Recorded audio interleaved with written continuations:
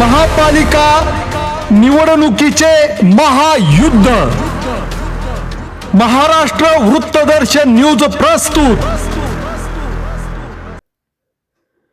प्रभाग क्रमांक 3 मधून अपक्ष उमेदवार बन्या उर्फ विजय अमरदास लोंढे यांना वाढता प्रतिसाद मिळत असून कमान वेस्ट संडे स्कूल चर्च येथून प्रार्थना करून प्रचाराचा जोरदार धडाका सुरू केला आहे।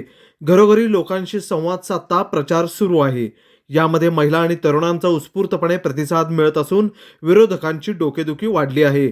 आज कमान वेस्ट येथे संडे स्कूल चर्च येथून प्रार्थना करून विजय अमरदास लोंढे यांच्या प्रचारास सुरुवात झाली।